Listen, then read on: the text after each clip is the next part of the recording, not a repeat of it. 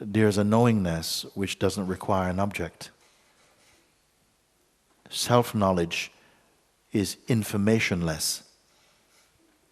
Self-knowledge is not one thing knowing another. Therefore, I don't know if knowledge is an appropriate word. Maybe it's self-knowingness. These are subtleties.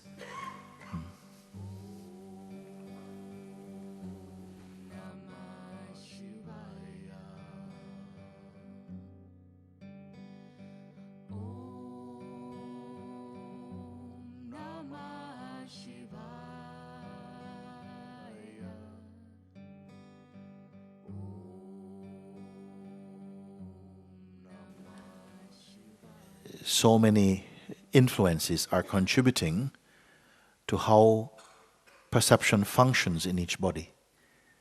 And we feel we are looking at things as they are, but we are perceiving what we are conceiving also.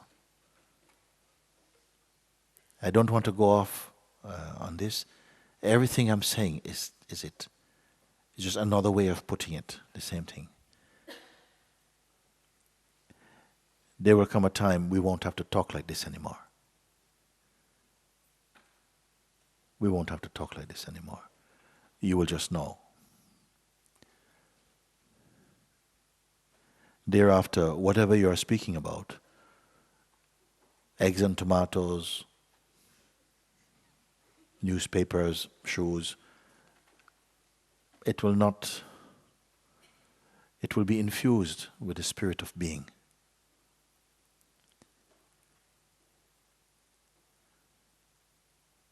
Because suddenly tomatoes become the self.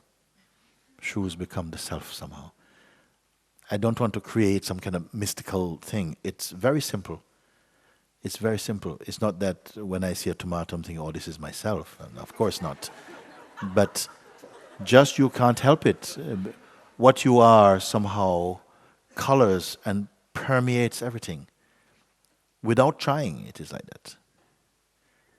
You conceive yourself to be a person, therefore you see all these persons. When you know yourself to be the self, you know you're in the company of the self. It's automatic, you see.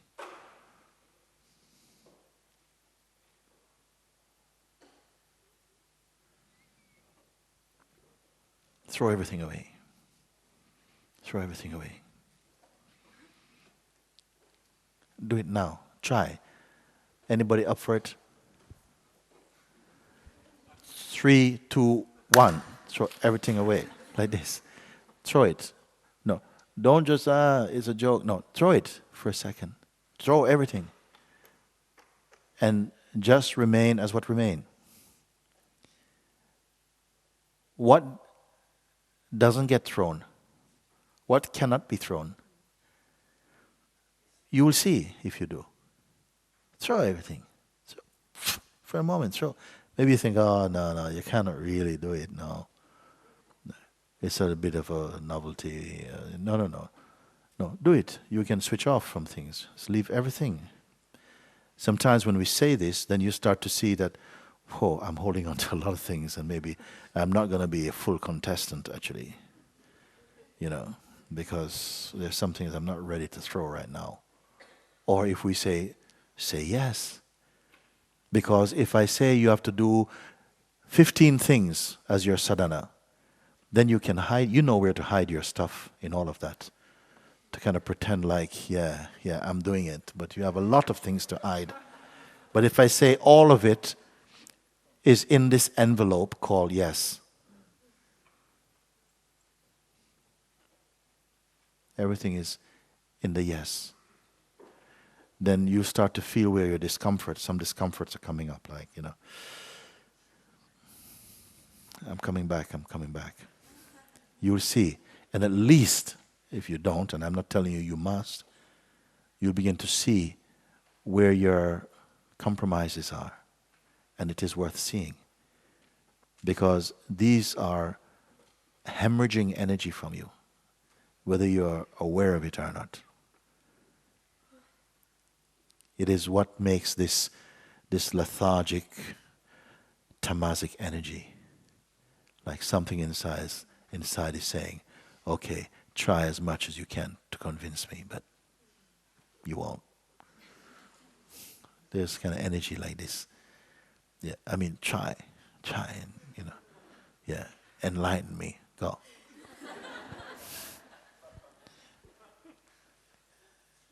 And you can be wearing white and all the malas and everything, but something is in denial.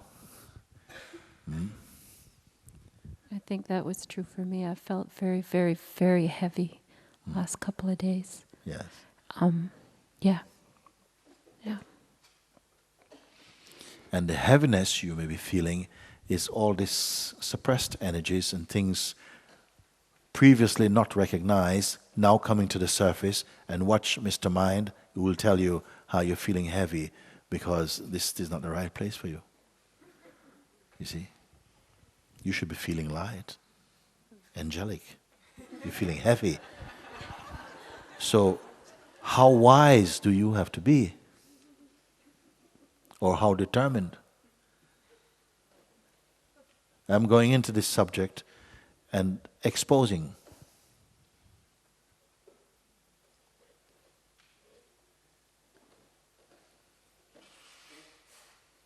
So that you can be in the light of your own, not honesty about little things. Actually, I say I can throw all of it. And in a way, all of it can be thrown inside your yes. Out. It can be there. Yeah. Not because the thing in itself is bad, what we're speaking, but the relationship you have with it. The relationship you have. Maybe it's not serving the truth. It's not serving your truth. So you're looking and you're thinking, oh yeah, this inquiry is so hard. It's not. It's very simple, actually. When it is understood, it is like looking in a mirror and seeing your face. It's that. The mirror doesn't tell you, look, I'm a bit busy right now. I have a lot of things to reflect. So just get in the queue or something. Or, I don't like you today. It's not going to be like this. It's the most pure. This is what the mirror of inquiry is, like this. So it's not the inquiry is difficult. It's perhaps that we are postponing something, hiding something. You see? I don't like to talk about this too much because the we that we are talking about, I don't give credit to that we. I only give it the credit because you credit it. This we who are hiding is also illusory for me. So if we're going to talk about this person who is hiding and who must come a bit more, we can be talking a very long time because we have been hiding out a long time. But if I speak to you as I do, as consciousness, everything becomes a lot easier. Originally, and still original, your I means consciousness. I am not addressing you as a person speaking to another person about personality, but more as consciousness conversing with consciousness about consciousness. And it is a huge difference. I don't believe in a person. A person is a very fickle concept, very unsteady.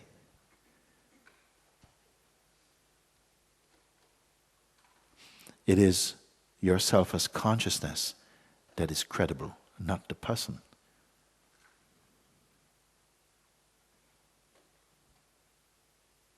For a person to change something, they must make action and movement and effort. But it's not the same with consciousness. Somehow there's a reminding, a pointing, and just through understanding, things come back into alignment. This is the power of consciousness. So if you're listening as a person, then little will change. Your experiences will be momentary, bright but momentary. But listen as the consciousness you are. How do you listen as consciousness? You listen, but you're not a listener. Just listening occurs in you. Understanding, comprehending occurs spontaneously in you. This is your power. This is the grace of consciousness.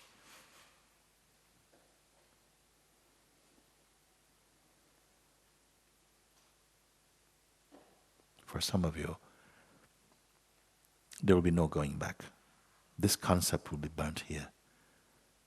Going back means what? Sleeping. Going back means back to the old regime of thinking. For some, I know. In every place I've traveled, there's always been some. Neither need they feel I go forward, even. But you're confirmed in your here-ness. Not the here of time, not the now of time, and not the here of place, just wherever you go, you're the same.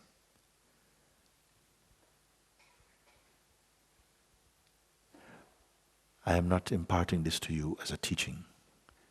I also don't believe so much in teaching, nor in learning, though it happens, but more in recognition and direct experience. If my words are true, it is you who make them true. It is you who make them come true, because you listen inside your heart and they become alive inside you. Not the words, not just the words, but what they point to somehow recognizes itself. And the stagnant, the suppressed vanishes in the light of the real self.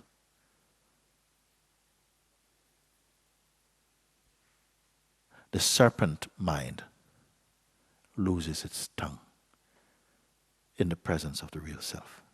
You are that self. It's not that you're going to become that. Maybe you stop becoming something and recognize your timeless being. Everything I say points to now. But there's no haste. Because there's no haste inside being. There is no knowledge inside being. But when knowledge is needed, knowledge will sprout. When knowledge is not needed, it will not be there. This is the economy of being.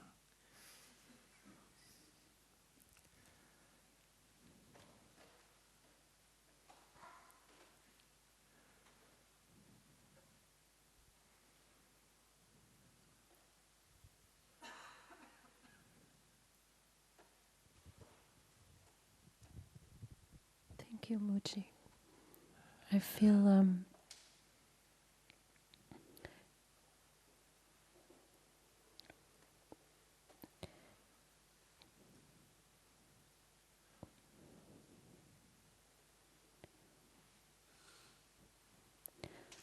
again, there's no It's words. fine. Just thank you. It's fine. I say this thing because I think enough time we've spent in a kind of littleness to continue to speak on the level of personhood with such consistency and such loyalty. in the presence of the magnificence of being, which we are, and which we maybe unconsciously deny. But I try to bring the light of your own recognition to wake up that light inside. That you see, not just believe. Believe is fine, but not belief only, but discovery, recognition, you see. Trust also is good, and trust is important, but recognition, now it is, you see. And grace is with you. Grace is another name for what we are.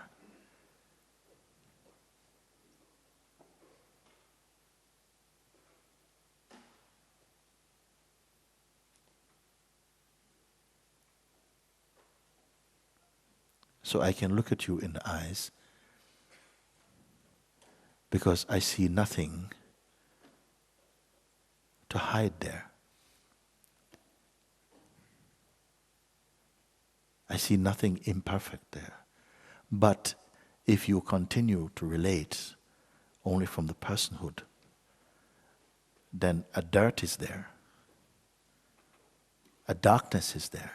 And we are courting it. We are here to transcend. This is the mighty game. I put it like that. The mighty game is to transcend the influence of the mind. While we embrace identity, mind has a function. Yeah. It is said in one of the hadiths of the Prophet Muhammad, he said when God made the world, God made a command to the universe. Serve those who serve me, which is truth, and make tired those who serve you. Serve those who serve me. Serve those who serve truth, who honor truth, and make weary, make tired those who serve you, the world. The ego, just the mind. Because everything is inside us, the power to see and to make use of the power, the wisdom, the light, the understanding, to not be deceived, to not be swept away by the curling fingers of the mind, but hold your ground as the undivided seer. All this, a game that each one must transcend, if not this life, maybe another. But I say, if you wait 1,000 years to discover this truth, on the day and in the moment that you discover it, it will not be unlike this moment.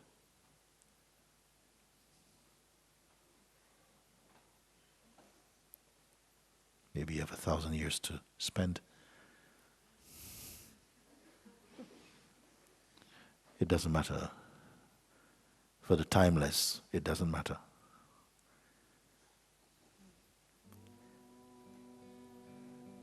The great things of men is a little thing to God.